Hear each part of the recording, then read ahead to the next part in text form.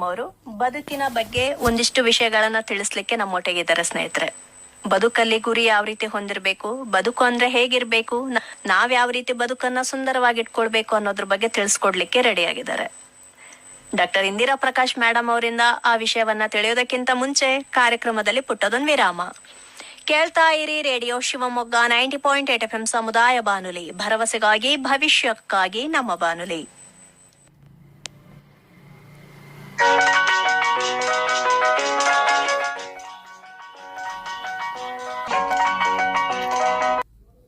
ಶಿವಮೊಗ್ಗದ ಸಿಹಿ ಪ್ರಿಯರಿಗೆ ಶುಭ ಸುದ್ದಿ.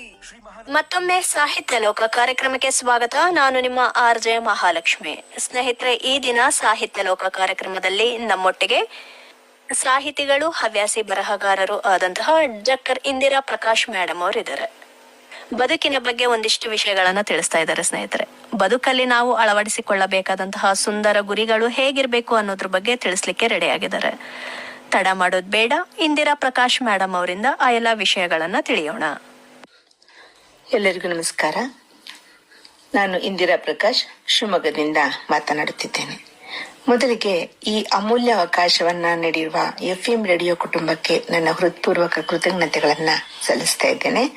ಸಮಾಜಕ್ಕೆ ಉತ್ತಮ ಚಿಂತನೆಗಳನ್ನ, ಬದುಕಿನ ಮೌಲ್ಯಗಳನ್ನ ಮತ್ತು ಪ್ರೇರಣಾದಾಯಕ ಸಂದೇಶಗಳನ್ನ ತಲುಪಿಸ್ತಕ್ಕಂಥ ಈ ವೇದಿಕೆ ನಿಜವಾಗಿಯೂ ಶ್ಲಾಘನೀಯ. ಅದರ ಜೊತೆಲಿ ತಮ್ಮ ಸೊಗಸಾದ ನಿರೂಪಣೆ, ಮಧುರವಾದ ಧ್ವನಿ ಮತ್ತು ಆತ್ಮೀಯ ಮಾತುಗಳ ಮೂಲಕ ಈ ಸುಂದರ ಕಾರ್ಯಕ್ರಮವನ್ನ ಪ್ರತಿಯೊಂದು ಮನೆಯ ಮನಸ್ಸಿಗೆ ತಲುಪಿಸ್ತಾ ಇರತಕ್ಕಂಥ RJ ಶ್ರೀಮತಿ ಮಹಾಲಕ್ಷ್ಮಿ ಅವರಿಗೂ ಸಹ ನನ್ನ ತುಂಬ ಹೃದಯದ ಧನ್ಯವಾದಗಳು. ಅವರ ನಿರೂಪಣೆ ಕೇವಲ ಕಾರ್ಯಕ್ರಮವನ್ನು ನಡೆಸೋದಲ್ಲ, ಕೇಳುಗರ ಹೃದಯಗಳನ್ನ ಸಂಪರ್ಕಿಸುವ ಸೇತುವೆ ಸಹ ಆಗಿದೆ. ಇಂದು ನಾವು ಎಲ್ಲರ ಜೀವನಕ್ಕೂ ಬಹಳ ಹತ್ತಿರವಾಗಿರುವ, ಆದ್ರೆ ಹಲವಾರು ಬಾರಿ ಅರಿವಾಗದ ಒಂದು ವಿಷಯವನ್ನ ಕುರಿತು ಚಿಂತನೆ ಮಾಡ್ತಾ ಇರ್ತೀವಿ. ಅದು ಯಾರ್ಡ್ ರೇಸ್. ಅಂದ್ರೆ ಗುರಿಯ ಅರಿವಿಲ್ಲದೆ ಜೀವನದ ಸಾರ್ಥಕತೆಯನ್ನ ಮರೆತು ಕೇವಲ ಓಟದಲ್ಲೇ ತೊಡಗಿಕೊಂಡಿರ್ತಕ್ಕಂಥ ನಮ್ಮ ಬದುಕು. ಹಾಗಾದ್ರೆ ಈ ರ್ಯಾಟ್ ರೇಸ್ ಅಂದ್ರೆ ಏನು? ಅದು ನಮ್ಮ ಜೀವನದ ಮೇಲೆ ಯಾವ ಪರಿಣಾಮವನ್ನ ಬೀರುತ್ತೆ ಮತ್ತು ಅದರಿಂದ ಹೊರಬಂದು ಅರ್ಥಪೂರ್ಣವಾಗಿರ್ತಕ್ಕಂಥ ಬದುಕನ್ನ ನಾವು ಹೇಗೆ ಕಟ್ಕೋಬಹುದು ಎಂಬುದರ ಕುರಿತು ಕೆಲ ಆಲೋಚನೆಗಳನ್ನ ನಾನು ನಿಮ್ಮೊಂದಿಗೆ ಹಂಚಿಕೊಳ್ಳಲು ಬಯಸ್ತೀನಿ. ಇಂದು ನಾನು ಹೇಳಲು ಹೊರಟಿರುವುದು ಕೇವಲ ಒಂದು ವಿಷಯ ಅಲ್ಲ, ನಮ್ಮಲ್ಲಿ ಅನೇಕರ ಬದುಕಿನ ಕನ್ನಡಿಯಾಗಿದೆ. ನಾವು ಪ್ರತಿದಿನ ಬೆಳಗ್ಗೆ ಎದ್ದು ಕೆಲ್ಸಕ್ಕೆ ಹೋಗಿ ಹಣ ಸಂಪಾದನೆ ಮಾಡಿ ಮನೆಗ್ ಬಂದು ಊಟ ಮಾಡಿ ಮಲ್ಕೊಳ್ಳೋದು ಮತ್ತೆ ಅದೇ ಚಕ್ರನೇ. ದಿನಗಳು ಕಳೀತಾ ಹೋಗ್ತವೆ, ತಿಂಗಳು ಸಹ ಕಳೀತಾ ಹೋಗ್ತವೆ, ವರ್ಷಗಳು ಕಳೆದು ಹೋಗ್ತವೆ. ಆದ್ರೆ ಒಂದು ದಿನ ನಾವು ಕನ್ನಡಿಯ ಮುಂದೆ ನಿಂತು ನಮ್ಮನ್ನು ನಾವು ಕೇಳ್ಕೊತೇವೆ, ನಾವು ಇಷ್ಟು ವರ್ಷ ಬದುಕಿದ್ದೇವಾ ಅಥವಾ ಕೇವಲ ದಿನಗಳನ್ನು ದೂಡಿದ್ದೇನಾ?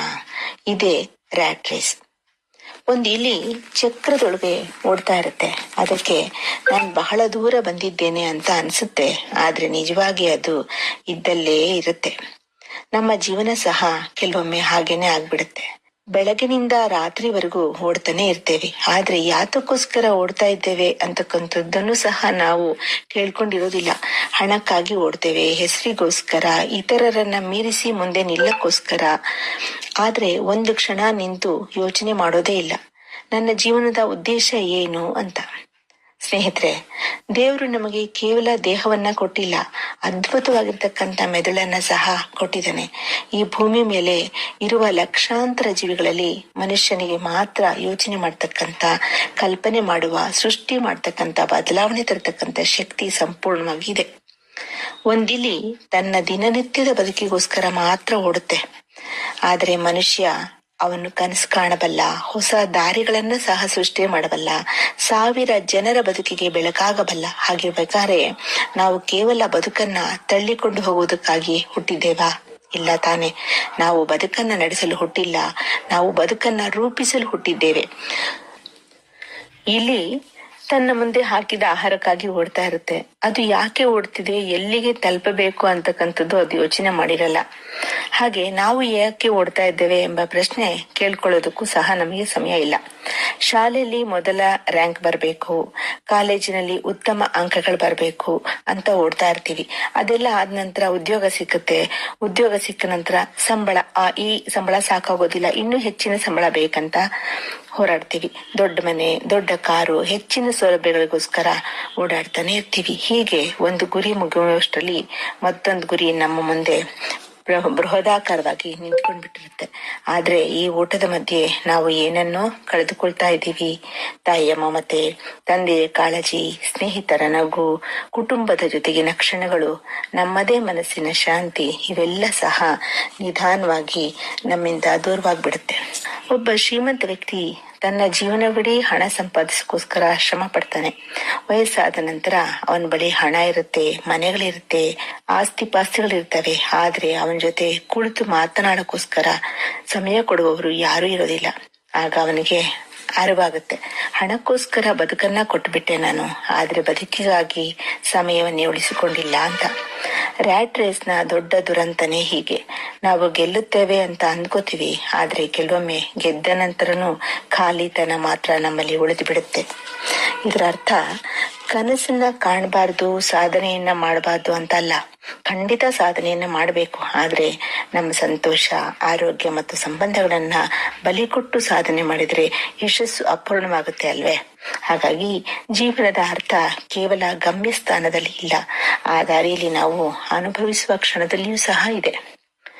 ಈಗ ಮರದ ಕೆಳಗೆ ಕುಳಿತು ಎಷ್ಟೋ ಜನ ತಂಪನ್ನು ಅನುಭವಿಸಿರ್ತಾರೆ. ಕುಟುಂಬದ ಜೊತೆ ನಗ್ತಾ ಕಳೆದ ಒಂದು ಸಂಜೆ ಆಗಿರಬಹುದು, ಸ್ನೇಹಿತರ ಭುಜದ ಮೇಲೆ ಕೈ ಇಟ್ಟು ಮಾತನಾಡಿದ ಕೆಲವು ನಿಮಿಷಗಳಾಗಿರ್ಬೋದು. ಇವೇ ನಮ್ಮ ಜೀವನದ ನಿಜವಾದ ಸಂಪತ್ತು. ಆದ್ರಿಂದ ಕೆಲವೊಮ್ಮೆ ಓಟವನ್ನ ನಿಲ್ಲಿಸಿ ನಮ್ಮನ್ನು ನಾವು ಕೇಳ್ಕೋಬೇಕು, ನಾನು ನಿಜವಾಗಿಯೂ ಬದುಕ್ತಾ ಇದ್ದೇನೆಯೇ ಅಥವಾ ಕೇವಲ ಓಡ್ತಾ ಇದ್ದೇನೆಯೇ ಅಂತ. ಆ ಪ್ರಶ್ನೆಗೆ ಸಿಕ್ಕ ಉತ್ತರನೇ ನಮ್ಮ ಜೀವನದ ದಿಕ್ಕನ್ನ ಬದಲಾಯಿಸ್ಬಿಡುತ್ತೆ. ಜೀವನ ಸ್ಪರ್ಧೆ ಅಲ್ಲ, ಅನುಭವದ ಪಯಣ. ಖಂಡಿತವಾಗ್ಲೂ ಜೀವನ ಅನ್ನುವಂಥದ್ದು ಸುಂದರವಾದ ಅನುಭವಗಳ ಪಯಣ.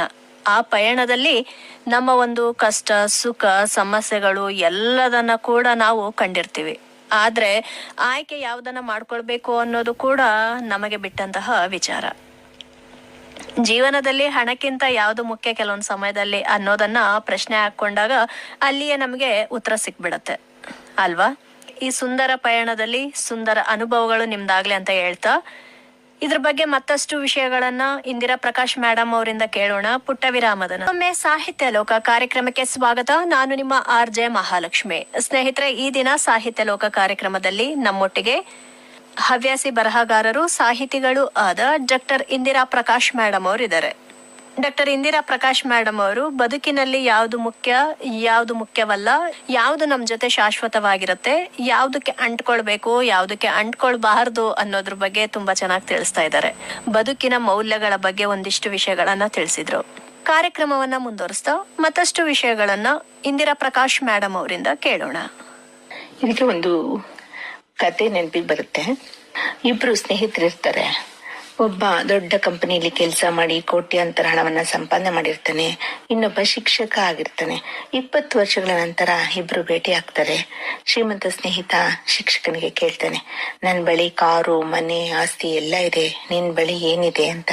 ಆಗ ಶಿಕ್ಷಕ ನಗ್ತಾ ಹೇಳ್ತಾನಂತೆ, ನಾನು ಕಲಿಸಿದ ಸಾವಿರಾರು ವಿದ್ಯಾರ್ಥಿಗಳ ಪ್ರೀತಿ ನನ್ನಲ್ಲಿದೆ. ಆ ಕ್ಷಣದಲ್ಲಿ ಯಾರ ಬದುಕು ಶ್ರೀಮಂತವಾಯ್ತು? ಹಣವಿದ್ದಂತ ಅಥವಾ ಹೃದಯಗಳನ್ನ ಗೆದ್ದವನದ? ರ್ಯಾಟ್ ರೇಸ್ನ ಅಪಾಯ. ರ್ಯಾಟ್ ರೇಸ್ ನಲ್ಲಿ ಒಂದು ವಿಚಿತ್ರ ಸಂಗತಿ ಇದೆ. ನೀವು ಗೆದ್ದರೂ ಇಲ್ಲಿ, ಸೋತ್ರೂ ಇಲ್ಲಿ. ಏಕೆಂದ್ರೆ ಓಟದ ಸ್ವರೂಪವೇ ಬದಲಾಗೋದಿಲ್ಲ. ಇಂದು ಸಣ್ಣ ಮನೆ ಬೇಕು, ನಾಳೆ ದೊಡ್ಡ ಮನೆ ಬೇಕು, ನಾಳೆ ಕಾರು, ಆಮೇಲೆ ಮತ್ತೊಂದು ಕಾರು. ಆಸೆಗಳಿಗೆ ಕೊನೆಯಿಲ್ಲ. ಒಬ್ಬ ತಂದೆ ತನ್ನ ಮಗನಿಗೋಸ್ಕರ ಹಗಲು ರಾತ್ರಿ ದುಡಿತಾನೆ. ತನ್ನ ಮಗನ ಭವಿಷ್ಯ ಉತ್ತಮವಾಗಬೇಕು ಅಂತೇಳಿ ಕನಸನ್ನ ಕಾಣ್ತಾನೆ. ವರ್ಷಗಳು ಕಳೆಯುತ್ತೆ. ಹಣವನ್ನು ಸಂಪಾದನೆ ಮಾಡ್ತಾನೆ, ಮನೆಯನ್ನ ಕಟ್ತಾನೆ. ಆದ್ರೆ ಮಗ ಬೆಳೆದ ನಂತರ ಹೇಳ್ತಾನೆ, ಅಪ್ಪ, ನನಗೆ ನಿಮ್ ಜೊತೆ ಕಳೆದ ಸಮಯ ಬೇಕಿತ್ತು, ಹಣ ಅಲ್ಲ ಅಂತ. ಆಗ ತಂದೆಯ ಕಣ್ಣಲ್ಲಿ ನೀರ್ ಬರುತ್ತೆ. ಸ್ನೇಹಿತರೆ, ಮಕ್ಕಳು ನಾವು ಕೊಡ್ತಕ್ಕಂತ ವಸ್ತುಗಳನ್ನ ನೆನ್ಪಿಟ್ಕೊಳ್ಳೋದಿಲ್ಲ, ಆದ್ರೆ ನಾವು ಕೊಟ್ಟ ಸಮಯವನ್ನ ನೆನ್ಪಿಟ್ಕೋತಾರೆ. ಯಶಸ್ಸು ಅಂದ್ರೆ ಏನು? ಇಂದು ಯಶಸ್ಸನ್ನ ಹಣದಿಂದ ಅಳೆಯಲಿಕ್ಕೆ ಸಾಧ್ಯನಾ? ಆದ್ರೆ ಯೋಚಿಸಿ ನೋಡಿ, ರಾತ್ರಿ ನೆಮ್ಮದಿಯಾಗಿ ನಿದ್ರೆ ಮಾಡುವವನು ಯಶಸ್ವಿಯೋ ಅಥವಾ ಕೋಟ್ಯಾಂತರ ಹಣ ಇದ್ರೂ ಚಿಂತೆಗೊಳಗಾದವನು ಯಶಸ್ವಿಯೋ ಎಂದು? ಯಶಸ್ಸು ಬ್ಯಾಂಕ್ ಖಾತೆಯಲ್ಲಿ ಅಲ್ಲ, ಮನಸ್ಸಿನ ನೆಮ್ಮದಿಯಲ್ಲಿ ಇದೆ. ಇಲ್ಲಿ ಒಂದು ಶ್ರೀಮಂತನ ಕೊನೆಯ ಮಾತು ಇದಾಗಿರುತ್ತೆ. ಒಬ್ಬ ಶ್ರೀಮಂತ ವ್ಯಕ್ತಿ ಜೀವನವಿಡೀ ಹಣ ಸಂಪಾದಿಸಿದ ಕೊನೆಯ ದಿನ ಆಸ್ಪತ್ರೆಯಲ್ಲಿ ಮಲಗಿರ್ತಕ್ಕಂತ ಅವನ ವೈದ್ಯರನ್ನ ಕೇಳ್ತಾನೆ, ನನ್ನ ಹಣದಿಂದ ಇನ್ನೊಂದು ದಿನದ ಜೀವನವನ್ನ ಖರೀದಿ ಮಾಡ್ಲಿಕ್ಕೆ ಸಾಧ್ಯ ಇಲ್ವಾ ಅಂತ. ವೈದ್ಯರು ಮೌನವಾಗಿರ್ತಾರೆ. ಆಗ ಅವನಿಗೆ ಅರಿವಾಗುತ್ತೆ, ಹಣ ಎಲ್ಲರಿಗೂ ಖರೀದಿಸಬಹುದು, ಆದ್ರೆ ಸಮಯವನ್ನ ಖರೀದಿಸೋಕೆ ಯಾರಿಂದನೂ ಸಹ ಸಾಧ್ಯ ಇಲ್ಲ ಅಂತ. ಜೀವನದ ನಿಜವಾದ ಸಂಪತ್ತು ಸ್ನೇಹಿತರೆ, ನಮ್ಮ ಜೀವನದ ಅತ್ಯಂತ ಅಮೂಲ್ಯ ಕ್ಷಣಗಳು ಉಚಿತ. ಆಗ್ಲೇ ಹೇಳಿದ್ನಲ್ಲ, ತಾಯಿಯ ಮಮತೆ, ತಂದೆಯ ಆಶೀರ್ವಾದ, ಸ್ನೇಹಿತರ ನಗು, ಮಕ್ಕಳ ನಿಷ್ಕಪಟ ಪ್ರೀತಿ, ಕುಟುಂಬದ ಜೊತೆ ಕುಳಿತು ಕುಣಿದು ಕುಡಿದು ತಿಂದು ನಲಿದ ಒಂದು ಕಪ್ ಚಹಾ ಅಥವಾ ಒಂದು ತಿಂಡಿ, ಇವುಗಳಿಗೆ ಬೆಲೆ ಕಟ್ಟಕ್ ಸಾಧ್ಯ ಇಲ್ಲ. ಏಕೆಂದ್ರೆ ಇವೇ ಜೀವನದ ನಿಜವಾದ ಸಂಪತ್ತು. ನಮಗೆ ಮನೆಗೆ ಹೋದಾಗ ಒಂದು ಕ್ಷಣ ಯೋಚನೆ ಮಾಡಿದಾಗ ನಾವು ಓಡ್ತಾ ಇರೋದು ಕನಸುಗಳ ಹಿಂದೆನಾ ಅಥವಾ ಇತರರನ್ನ ನೋಡಿ ಓಡ್ತಾ ಇದ್ದೇವಾ, ನಾವು ಬದುಕ್ತಾ ಇದ್ದೇವಾ ಅಥವಾ ಕೇವಲ ಓಡ್ತಾ ಇದ್ದೇವಾ ಅಂತ ನಮ್ಮ ಹೃದಯವನ್ನ ಕೇಳ್ಕೊಂಡಾಗ ಉತ್ತರ ನಮಗಾಗಿ ಸಿಕ್ಕಬಹುದು. ಒಬ್ಬ ಸಾಮಾನ್ಯ ಮನುಷ್ಯ ಅಸಾಮಾನ್ಯನಾಗಬಹುದು, ಆದ್ರೆ ಜೀವನದ ಕೊನೆಯಲ್ಲಿ ಯಾರು ಕೇಳೋದಿಲ್ಲ ನೀನ್ ಎಷ್ಟು ಗಂಟೆ ಕೆಲಸ ಮಾಡಿದೀಯಾ, ಆದ್ರೆ ಜಗತ್ತು ನೆನ್ಪಿಟ್ಕೊಂಡಿರುತ್ತೆ ನೀನ್ ಹೇಗೆ ಬದುಕಿದ್ಯಾ ಅಂತ ಹೇಳಿ. ಎಷ್ಟು ಜನರ ಮನಸ್ಸನ್ನ ಮುಟ್ಟಿದೆ, ನಿನ್ನ ಅಸ್ತಿತ್ವದಿಂದ ಯಾರ ಬದುಕಿಗೆ ಅರ್ಥ ಸಿಕ್ಕಿದೆ ಅಂತ ಹೇಳಿ. ಈ ಒಂದು ಮರವನ್ನ ನೋಡಿದಾಗ ಅದು ತನ್ನ ಹಣ್ಣುಗಳನ್ನ ತಾನೇ ತಿನ್ನುತ್ತೀಯೇ? ಇಲ್ಲ ತಾನೇ. ತನ್ನ ನೆರಳನ್ನ ತಾನೇ ಬಳಸುವುದೇ? ಇಲ್ಲ. ಆದ್ರೂ ಅದು ಬದುಕುತ್ತೆ. ಏಕೆಂದ್ರೆ ಅದರ ಬದುಕಿಗೆ ಒಂದು ಅರ್ಥ ಇದೆ. ನಮ್ಮ ಬದುಕಿಗೂ ಸಹ ಒಂದು ಅರ್ಥ ಇರ್ಬೇಕಲ್ವಾ. ಕೇವಲ ಸಂಬಳ ಬರುವುದಕ್ಕಲ್ಲ, ಕೇವಲ ದಿನ ಕಳೆಯೋದಕ್ಕಲ್ಲ, ಪ್ರತಿ ದಿನವೂ ಸಹ ಹೊಸದನ್ನ ನಾವು ಕಲಿಯಲು, ಯಾರಾದರೂ ಒಬ್ಬರ ಮುಖದಲ್ಲಿ ನಗುವನ್ನ ಮೂಡಿಸ್ಲಿಕ್ಕೋಸ್ಕರ, ನಮ್ಮೊಳಗಿನ ಪ್ರತಿಭೆಯನ್ನ ಹೊರತರ್ಲಿಕ್ಕೋಸ್ಕರ ನಾವು ಬದುಕಬೇಕು. ಅದೇ ನಿಜವಾದ ಜೀವನ. ಇಲ್ಲದೆ ಇದ್ರೆ ವರ್ಷಗಳು ಕಳೆದೋಗುತ್ತೆ, ಕೂದಲು ಬೆಳ್ಳಗಾಗತ್ತೆ, ವಯಸ್ಸು ಹೆಚ್ಚಾಗತ್ತೆ, ಆದ್ರೆ ಜೀವನ ಮಾತ್ರ ಬೆಳೆಯೋದೇ ಇಲ್ಲ. ಆದ್ರಿಂದ ಸ್ನೇಹಿತರೆ, ರ್ಯಾಟ್ ರೇಸ್ ನಿಂದ ಸ್ವಲ್ಪ ಹೊರಬನ್ನಿ, ಸ್ವಲ್ಪ ಸಮಯ ನಿಮ್ಮೊಂದಿಗೆ ಕಳೆಯಿರಿ. ನಿಮ್ಮ ಮನಸ್ಸನ್ನ ಕೇಳಿ, ನಾನು ಕೇವಲ ಬದುಕುತ್ತಾ ಇದ್ದೇನಾ ಅಥವಾ ಬದುಕಿಗೆ ಅರ್ಥ ನೀಡ್ತಾ ಇದ್ದೇನಾ ಅಂತ. ಈ ಒಂದು ಪ್ರಶ್ನೆಯೇ ಜೀವನವನ್ನ ಬದಲಾಯಿಸಬಹುದು.